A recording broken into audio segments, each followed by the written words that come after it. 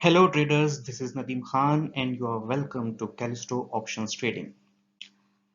आज मैं लेकर हाजिर हुआ हूँ 15 तारीख या फिर आप कह लें कि 17 तारीख मई की मार्केट व्यू। हम 15 तारीख के मार्केट डेटा को एनालाइज करेंगे। चलिए तो स्टडी स्टार्ट करते हैं इंडेक्स के फ्यूचर और ऑप्शन की पोजीशन के साथ। रिटेलर्स क्या कर रहे हैं? तो 15 मई को रिटेलर्स ने अपने फ्यूचर की लॉन्ग पोजीशन को कुछ खास नहीं, थोड़ा सा बहुत बढ़ाया, शॉर्ट पोजीशन को भी हल्का फुल्का बढ़ाया। ओवरऑल अगर फिगर देखिए तो रिटेलर्स न्यूट्रल हैं, हल्का सा नेगेटिव बायस है। लेकिन सबसे बड़ा उलटफेर दिखाई दे रहा है एफआईआईज के फिगर में। एफआईआईज ने अपनी लॉन्ग पोजीशन घटाई, शॉर्ट पोजीशन बढ़ाई, लेकिन ध्यान देने वाली बात है कि शॉर्ट पोजीशन लॉन्ग पोजीशन से दुगनी है। तो अगर सिर्फ 15 मई की बात करें तो एफआईआईज का जो फ्यूचर बिल्डअप है वो नेट नेट 28,000 कॉन्ट्रैक्ट शॉर्ट है। ओवरऑल उनकी पुट पोजीशन में वो नेट लॉन्ग है और बहुत बड़े अमाउंट के साथ लॉन्ग है।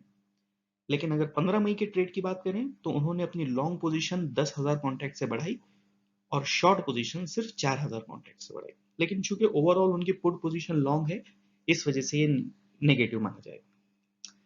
कॉल पोजीशन में कोई खास चेंज नहीं है, जितना उन्होंने लॉन्ग किया तकरीबन उतना ही शॉर्ट किया, और वैसे भी उनकी जो नेट कॉल पोजीशन है वो न्यूट्रल ही है। कुछ दूसरा डेटा भी देख लेते हैं। विक्स जहां का वहीं है, 38 के ऊपर ही है।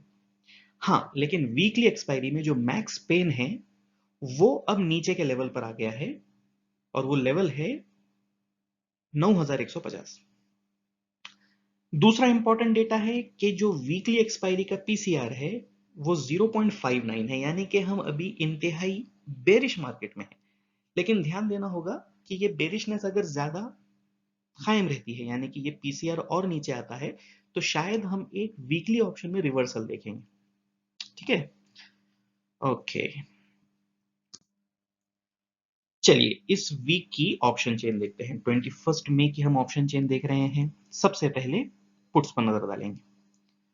तो पुट्स में जो व्हाइट एरिया आपको दिखाई दे रहा है उसमें सबसे बड़ा ओपन इंटरेस्ट जो दिखाई दे रहा है वो है 9,62,000 का, करीबन 9,63,000 है। नया जो ओपन इंटरेस्ट एडिशन इसमें हुआ है वो करीबन 2 लाख शेयर्स का हुआ है और ये लेवल है 9,000 का। तो अभी भी पुट साइड में सबसे बड़ा जो सपोर्ट दिखाई दे रहा है वो 9,000 का है। लेकिन 9,000 के लेवल पर ये जो सबसे बड़ा सपोर्ट है, इसके अंदर जो कम्युलेटिव ओपन इंटरेस्ट दिखाई दे रहा है 9,63,000 का, ये कोई बहुत बड़ा ओपन इंटरेस्ट मुझे नहीं लगता।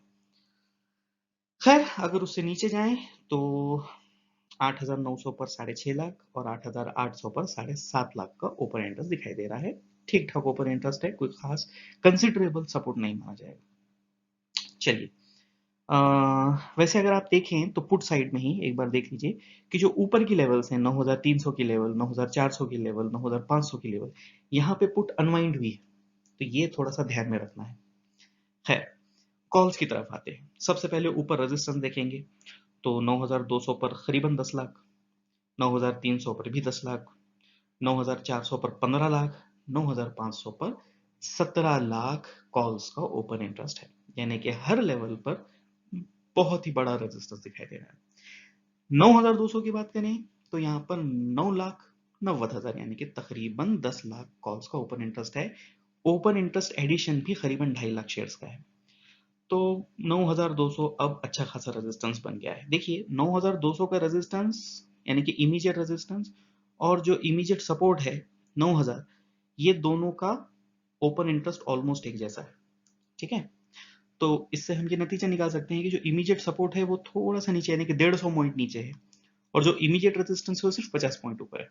खैर, कॉल्स में अगर हम नीचे के लेवल्स पर जाएं तो देखने वाली बात है कि 9,100 पर भी कॉल राइटिंग हो रही है, 9,000 पर भी कॉल राइटिंग हो रही है और हल्की फुल्की कॉल राइटिंग नीचे के लेवल्स पर यानी कि 8,900 और 8,800 पर भी दिखाई दे रही है।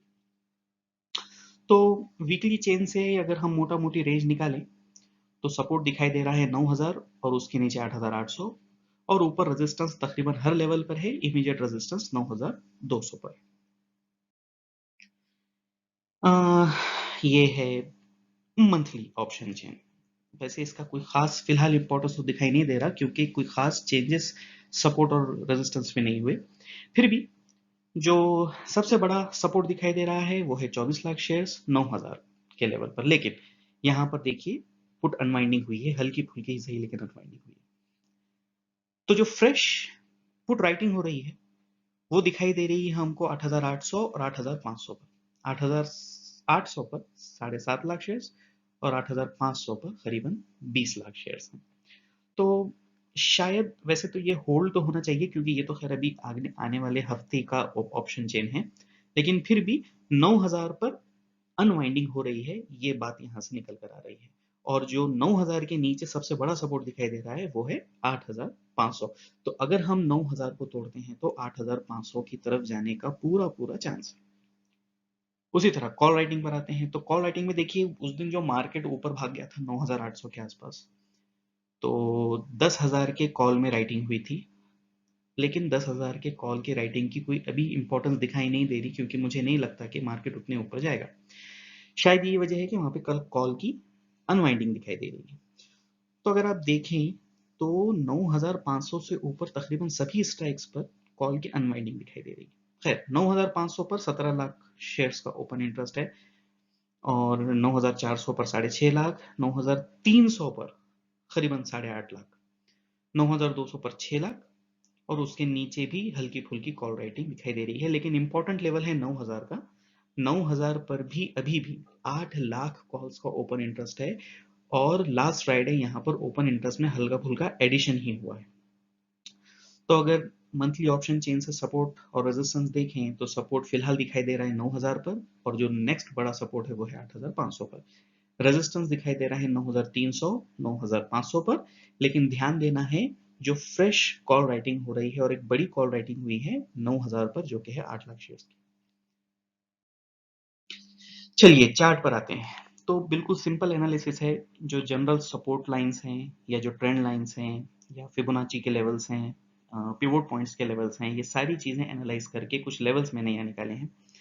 तो देखिए पहला जो रेजिस्टेंस दिखाई दे रहा है वो 9300 के आसपास दिखाई दे रहा है। अगर प्रिसाइजली कहूं तो 9270 के आसपास।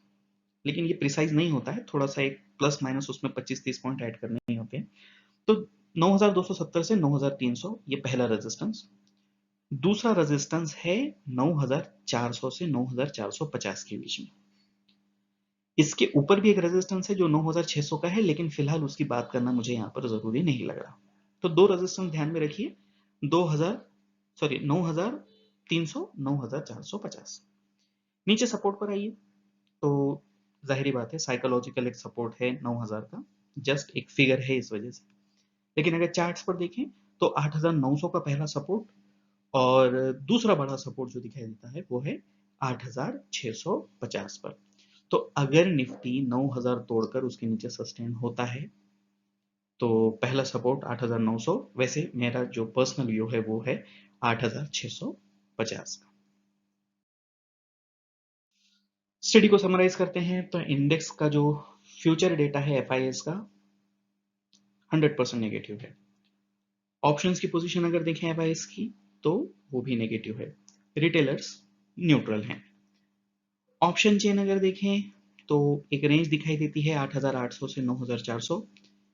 9500 सबसे बड़ा रेजिस्टेंस, 9000 एक साइकोलॉजिकल सपोर्ट, उसके नीचे जाने पर टारगेट हो सकता है 8650 के आसपास। तो ये सारी चीजें हमने एनालाइज की, और इस स्टडी के बेसिस पर कल हम एक ट्रेड लेने जा रहे हैं। तो मैंने जो ट्रेड सोचकर रखी है वो ये है कि ये अजम्पशन है कि कल मार्केट जहां है वहीं खुलेगा। अगर ऐसा होता है तो मैं इस तरह की ट्रेड लूंगा, और अगर मार्केट नीचे खुलता है तो फिर शायद इनकी स्ट्राइक्स में चेंज कर दूं।